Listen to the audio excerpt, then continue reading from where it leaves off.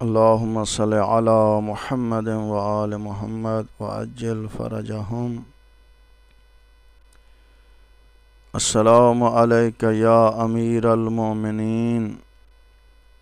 السلام عليك يا أبا الحسن روحي لك الفداء. السلام عليك يا أخا رسول الله. السلام عليك يا أمين الله. السلام علیکم ورحمۃ اللہ وبرکاتہ۔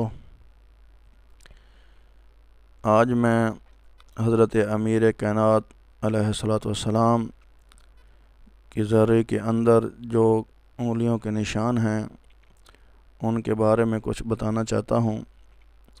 ہمارے ایک بہت بزرگ عالم دین الشیخ جعفر نقدی علیہ رحمہ نے اپنی کتاب انوار العلویہ میں لکھا ہے کہ ایک شخص تھا جس کا نام مرہ بن قیس تھا۔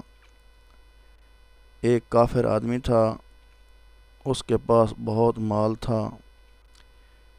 ایک دن اپنی قوم سے اپنے باپ دادا اور بزرگوں کے حالات کے بارے میں بحث کر رہا تھا اور اس کو کہا گیا کہ علی ابن ابی طالب نے آپ کے بزرگوں کو قتل کیا۔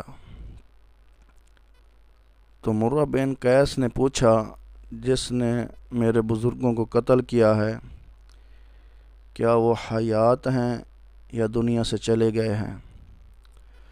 تو انہوں نے کہا کہ وہ دنیا سے چلے گئے ہیں۔ پھر اس نے پوچھا کہ اس کی قبر کہاں ہے؟ تو انہوں نے کہا ہے کہ وہ نجف میں ہے۔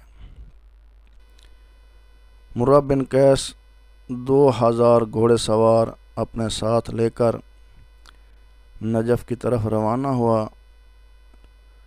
جب وہ نجف کے مضافات میں پہنچا تو اس نے نجفیوں سے جنگ کرنا شروع کر دی۔ اسی طرح وہ 6 دن تک جنگ کرتا رہا۔ جب وہ حرم میں داخل ہوا تو اس نے کہا، اے علی، آپ نے میرے باپ دادا کو قتل کیا۔ اور وہ پاک قبر کو نکالنا چاہتا تھا، پس قبر سے 2 انگلیاں نکلی جیسے وہ اس کی تلوار ذوالفقار کی زبانیں ہوں، اور ملعون کے بیچ میں ماریں اور اس کے 2 حصے ہو گئے، اور دونوں حصے کالے پتھر بن گئے، اور انہوں نے ملک کے دروازے کے پیچھے لایا گیا، اور جو بھی زیارت کرنے آیا اس نے اس پتھر کو اپنے پاؤں سے ٹھوکریں ماریں، حتیٰ کہ انہ کان لم یمر علیہ حیوان الا بال علیہ، اور کوئی بھی جانور اس کے پاس سے نہیں گزرتا تھا مگر یہ کہ اس پر اپنا بول کرتا۔ اور یہ نشان ہے جو انگلیاں حضرت امام علیہ السلام کے حرم میں ہیں، یہ سب آپ یاد کر لیں، یہ ہیں سامنے۔ اللہم صل علی محمد وآل محمد وعجل فرجہم۔ اللہم ارزقنا فی الدنیا زیارت الحسین وفی الآخرات شفاعت الحسین علیہ السلام۔